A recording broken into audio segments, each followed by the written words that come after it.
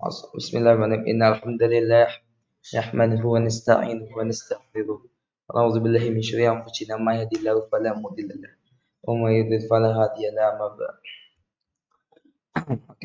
Pada kesempatan kali ini nama saya Dafatul Rahman akan menjelaskan tentang apa itu syirik dan pembagian syirik.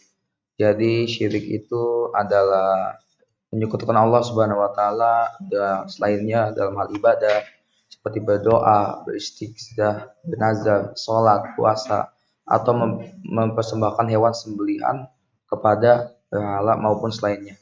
Misalnya menyembelih hewan yang dipersembahkan dan juga kepada Syekh Al-Badawi dan Idris, sholat yang dipersembahkan kepada si fulan dan meminta pertolongan kepada Rasulullah SAW. Itu sama orang yang sudah mati ataupun orang yang tidak berada di tempat.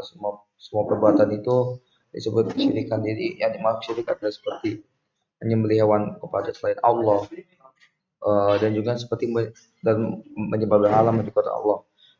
Demikian pula apabila seorang berdoa, beristighfar, meminta pertolongan kepada bintang-bintang dan jin atau mengajarkan perbuatan kesyirikan lainnya. Oleh karena itu, jika ia melakukan salah satu sifat tersebut tapi ditujukan kepada benda-benda mati, orang yang sudah mati ataupun orang yang tidak berada di tempatnya, maka semua perbuatan ini termasuk menyekutukan Allah Subhanahu wa taala.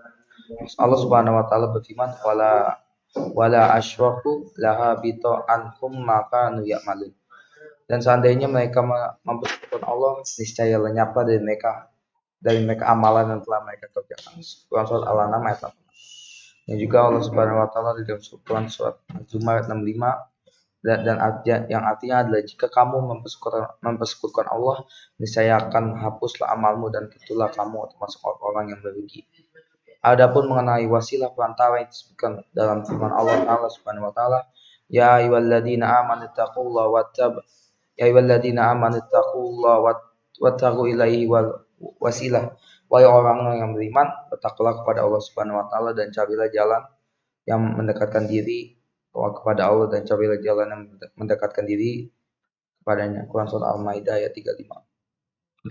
Dan tadi setelah saya memberitahu tentang syirik, sekarang kita akan membagi dua syirik, yaitu pembagian syirik. Syirik itu digolongkan menjadi dua, yaitu syirik besar dan syirik kecil. Syirik akbar atau syirik besar adalah mengambil tandingan selain Allah dan menyamakan dengan Rabbul Alamin. Sedangkan syirik asghar atau syirik kecil disebut syirik dalam dalil namun tidak sampai sederajat syirik akbar, atau disebut oleh para ulama sebagai perantara menuju syirik akbar. Contoh-contoh dari syirik besar atau syirik akbar adalah bernazar kepada selain Allah Subhanahu wa taala, tawaf keliling kubur, dan berdoa meminta kepada penghuni kubur. Berdoa pada orang yang sudah mati, mencintai selain Allah sebagaimana kecintaannya pada Allah, meminta perlindungan, istiza'ah pada selain Allah, menjadikan perantara selain Allah antara dirinya dengan Allah dan bertawakal padanya.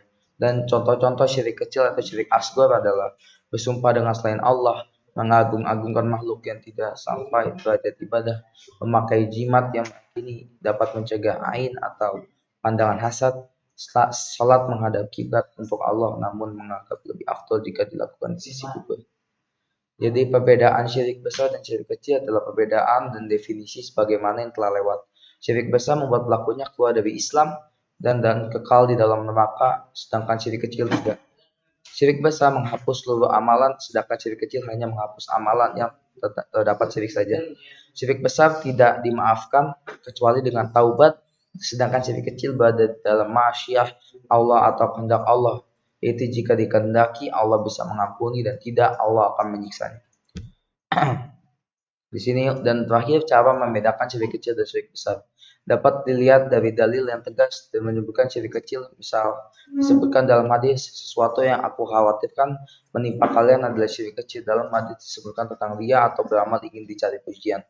Kedua, dalam hadis disebutkan kata syirik dalam bentuk nakirah, tidak ada alif lam di awalnya, seperti dalam hadis disebutkan sesungguhnya mantra jimat atau pelet adalah syirikun.